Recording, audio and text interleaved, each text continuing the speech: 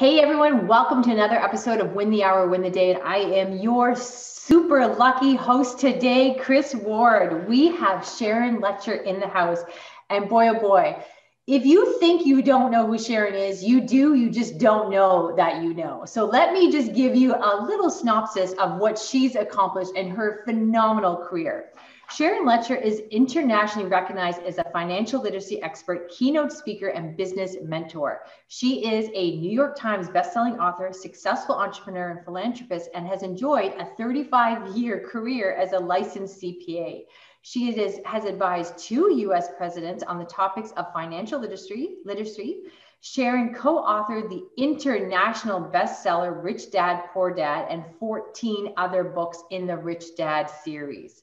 In 2008, when the economy crashed, she was asked by the Napoleon Hill Foundation to re-energize the teachings of Napoleon Hill.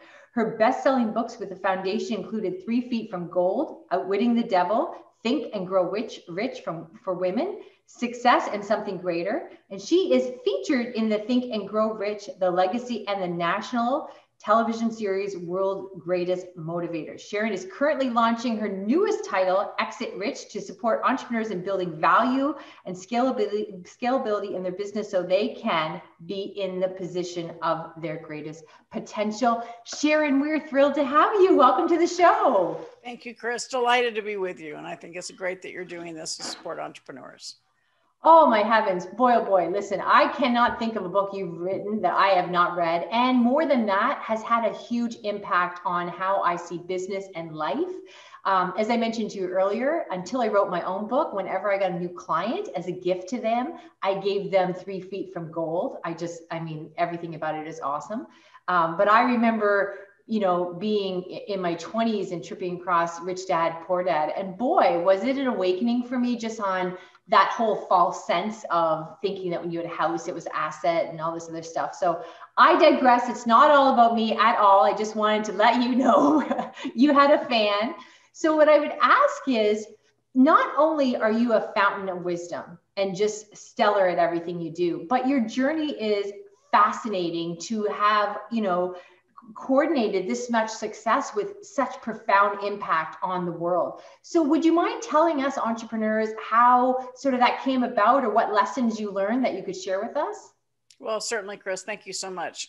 Yeah, I literally grew up in a very entrepreneurial home. Didn't realize that at the time that was a unique upbringing for me. We lived in a small house between my mom's beauty shop, my dad's used car lot, and we owned rental properties that I had to go scrub out bathrooms between tenants at the age of 10.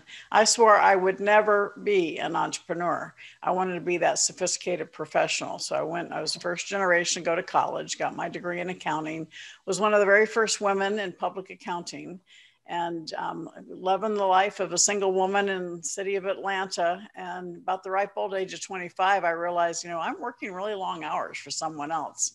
And all of a sudden, my parents started looking a lot smarter. And that's really when I made the decision to leave public accounting and start my entrepreneurial career. And I did lots of different things. I started a woman's magazine and sold that. And then I started the first talking children's book industry with the inventor of the talking book, and helped grow that in a time in the mid 80s when kids didn't have technology. And so we said, how can we get parents to trust us? So I learned a lot about publishing, about technology, and about the power of association licensing. So we partnered with Disney, Warner Brothers, Sesame Street, Marvel Comics, and that's what allowed us to take that business and grow it exponentially around the world very quickly because of that power of association. So then the next time I built a business, I said, next time I'm going to actually be the brand other people want to align with. And we sold that company in 1991. We moved to Arizona, and my oldest son ended up going to college and getting into credit card debt. We didn't even know he had a credit card, but that was December of 92 when I dedicated the rest of my career to financial literacy. You fast forward a few years, I met Robert Kiyosaki. He had an idea for a board game. In fact, I just did another interview yesterday. The board game kind of looked like this. This is what he wanted to do. So I went to the first beta test, and I was the only one that got out of the rat race. And during that process, he asked me to be his partner because he told me he wanted to charge $200 for the game. And that's pretty pricey back in 96. And so I suggested he write a brochure, and that's when he asked me to be his partner. And together we wrote the brochure to sell the board game. And that brochure was Rich Dad, Poor Dad. We never expected this to take on a life of its own. And it became, people wanted more. So we said, okay, we'll do a trilogy. So we did Rich Dad, Poor Dad, Cash Flow Quadrant, Rich Dad's Guide to Investing, thinking we're done there. But oh no, over our 10-year relationship, we wrote 10 books in that series. And again, always, and I also launched a second series called Rich Dad Advisors. And we were able to grow that brand very quickly around the world through the power of association and the licensing strategies. And because your story is phenomenal, so I'm always afraid to interrupt you, but can I unpack a few things of what you said? Sure. So you talk about these associations, and of course, when you have an outstanding career like yours, you just gloss over these things, which I know for nobody, they can be as easy as you're making them sound, because you've had so many accomplishments, so you're stringing them together. But this power of association, when you sort of initially with your children's book and you associate it with Disney, which sounds like a great idea, but I'm sure it wasn't an easy idea. So is that networking and elbowing your way in? What would you sort of give us some insight onto that part? Well, sure. I mean, it's got to be a win-win-win. And, this is the books I'm talking about. All right. And so we had to make sure the quality was the quality that they would demand, whether it would be Disney or Warner Brothers.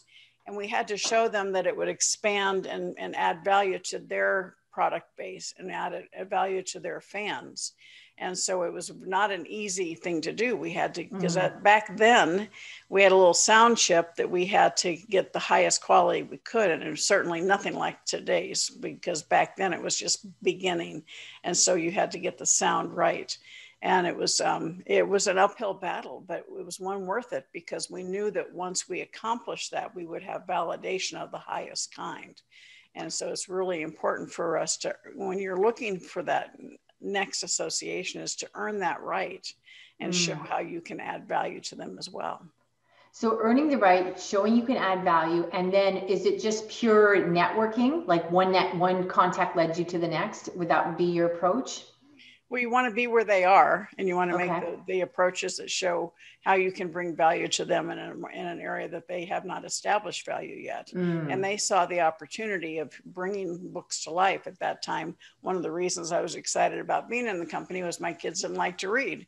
And so this was like, okay, let's bring some excitement back into reading and enjoyment. And, the folks at Disney and Warner Brothers saw that same opportunity.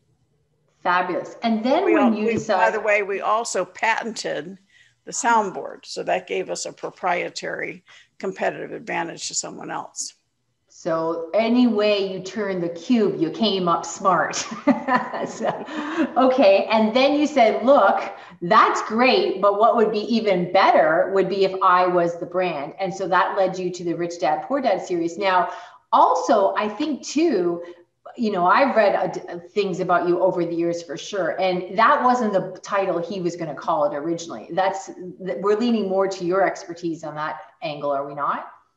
Well, no, that's the actual title. Rich Dad, Poor Dad was one that he came up with, and we agreed to that. But it was Cash Flow Quadrant we developed right here in my house. And that was to really show the definition of mindset and how people have different mindsets depending on how they make their money.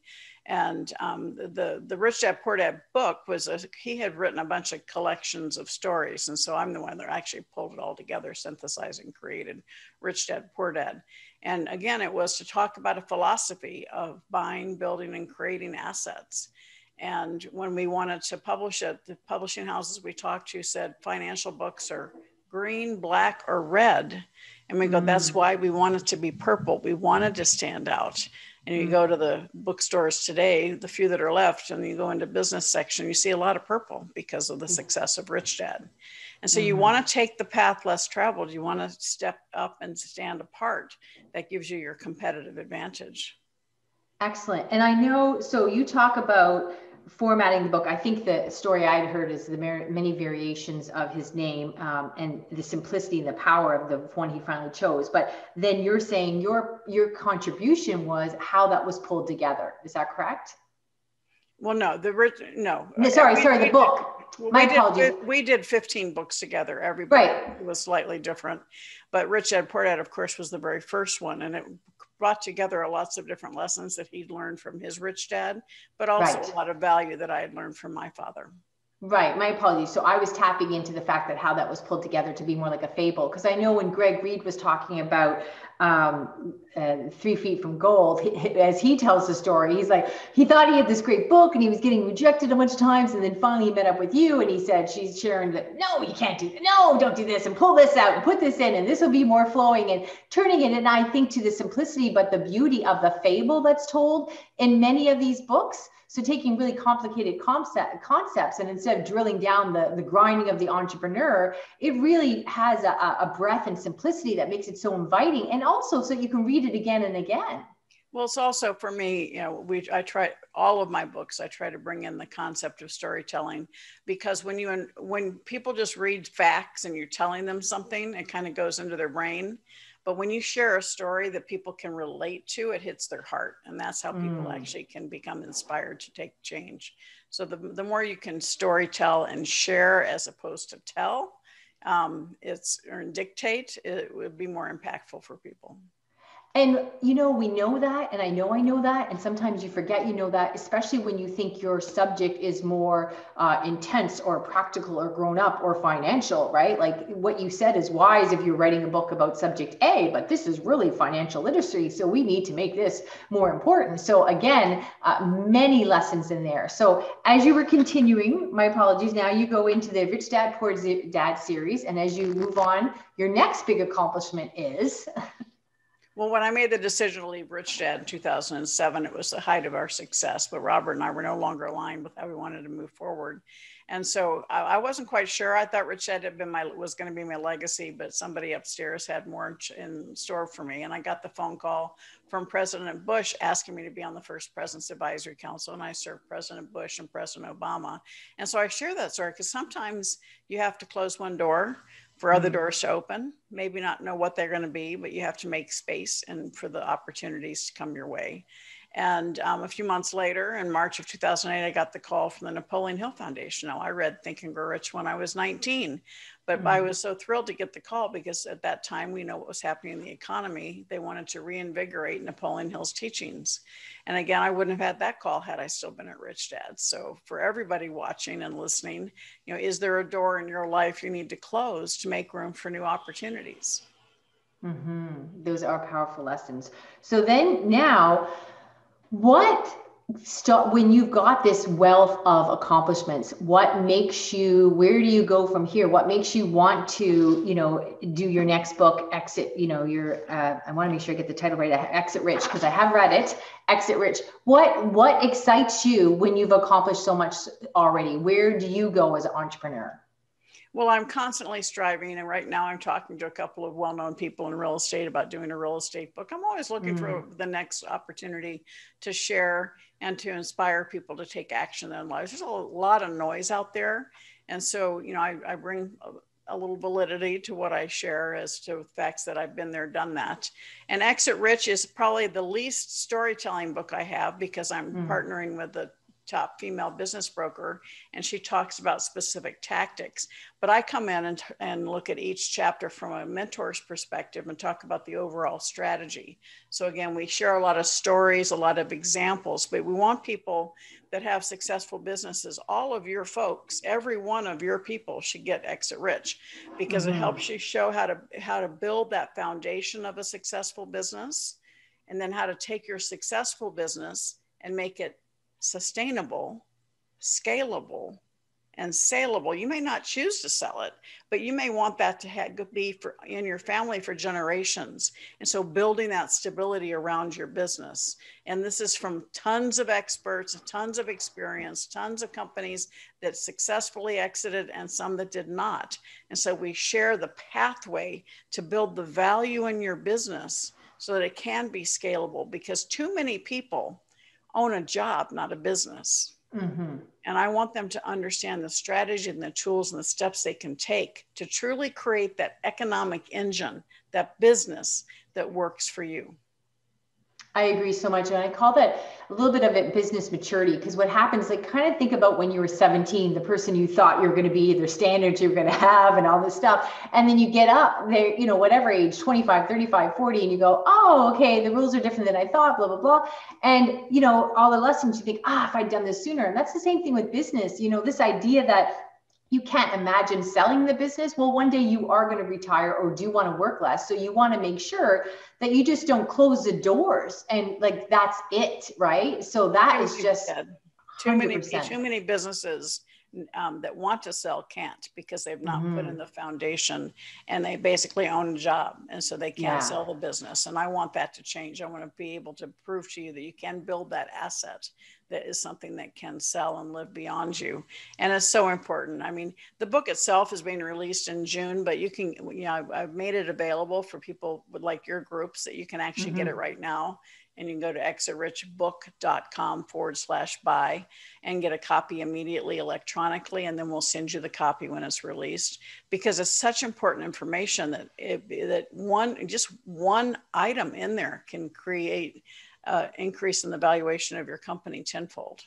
I agree. I've read the book. I agree. It's a fantastic blueprint. A little bit like, I don't even know, another one of your business Bibles, I would call it. You just need to go back and revisit it and be reminded every once in a while, because you just get your nose to the grindstone and you forget the bigger picture. And there definitely is a bigger picture. So it is a fabulous resource to have for sure. That business Bible, you have to send that to me as an endorsement. I like that. Okay, I'll endorse anything you want, because I'll be writing books. I have one. I have more coming. So if I ever get your name on the cover of an endorsement, like, listen, I'm all about sucking up to you. Don't you worry. So yes, it is like a business Bible for sure. What would you, Sharon, not just creating your own path and being such a phenomenal entrepreneur, and then being connected and associated with such profound impacts that I personally believe on the entrepreneur world. Like, I don't think you can have been in business for any length of time and not read one of your books. Like, it's just not possible. So what do you really, we've got we've got a little bit of time left, another 5 minutes left. What is it you think are the common mistakes or myths, or they're just getting caught up in the wrong thing? We're here to bow to your wisdom. What is it you would love us to know? Well, thank you, Chris. You mentioned 3 Feet from Gold. And in that book, we talk about the personal success equation. And I want to encourage everybody to go to personalsuccessequation.com. It's a free resource, and it helps you walk through your passion and your talent. And too many of us stop there and think we have to do everything on our own. But then it talks about that power of association. My entire career, all of my success is because I have the right people around me. I have the right mentors. I have the right advisors. I have the right people on my team. And then taking action. How many times do we know what we're supposed to do? We just don't do it. And then plus F for faith, having faith and confidence in yourself and what you're doing, that it's needed and necessary, and that you will be successful. And invariably, when I'm working with people, whether it's one-on-one mentoring, my group mentoring, or through my programs, it's that power of association, that self-confidence, that both need the most work. And they go hand in hand. When you have the right people around you, when you have the right mentor. We're just wrapping up our first group mentoring program. We're about to launch a second one. And everyone in that program, their self-confidence, we've seen it rise right in front of our eyes, because they have the right people around them supporting them. And it goes hand in hand. Entrepreneurship can be very lonely. I want to take that loneliness out of it and put the stability and the foundation and the ability to create your successful business into a sustainable, scalable model. Yeah, you were preaching to the choir. With my book, Win the Hour, Win the Day, it's all about creating your win team. And I call it your what is next team, so you can get to what is next, right? And buying into systems, we call them toolkits, but really about saving yourself stress, time, energy, and money. Because there are too many people, thinking, oh, okay, I'm almost caught up. Once I get past this thing, and it's year 5 and year 7, and you're what I call a sufferpreneur. Like, you're just suffering, right? So, I mean, fabulous advice. Well, Sharon, we just do not want to, we don't want to overextend any of your time. We're so thrilled that you dropped by to see us. It really, truly has been something I couldn't believe you said yes. I was so excited. You just had such a profound impact on my financial literacy and how I see business and, even young people in my life. I just gave my nephew, when he turned 10, I gave him Rich Dad, Poor Dad. I'm like, okay, next you're going to get this book. And it's just, I hope, and I'm sure you do know, but the profound impact you've had on so many people. So it's been an absolute treat to have you here. Well, thank you, Chris. I would recommend you get your nephew Thrive Time for Teens over my shoulder. Okay, I'm on it. Listen. Teaches young people that the choices they make on how they spend their time and their money will determine whether they're successful or not. And it's got a lot of humor in it, so the kids love it. Thrive Time for Teens. It's available through my website, SharonLechter.com, and Amazon. So I recommend that for you. But I would, I really appreciate the opportunity to speak to your tribe, your group. And the reason why I'm talking to you is because I want to be able to provide you the tools through Exit Rich to really take your business to the next level. So please visit exitrichbook.com/buy and get your copy today so that you'll be able to start building that value. Well, I tell you, it'll definitely be in the show notes, but the best advice I can give you guys, if Sharon says do it, do it. So don't mess around, do not wait, get it done. And they're all really super easy reads and very digestible. And I'm telling you, I've read all those books more than once because it's just that easy to read. And I'm certain even before you had like the iPad, I would go back and read my hard copies and I'm like, how are they adding new pages to this? Because this wasn't here the last time. I mean, obviously you come from it from a different perspective. So just full of fabulous nuggets. So again, Sharon, thank you so much for your work. We really appreciate you. Thank you. I appreciate the opportunity and look forward to next time. Thanks, Sharon.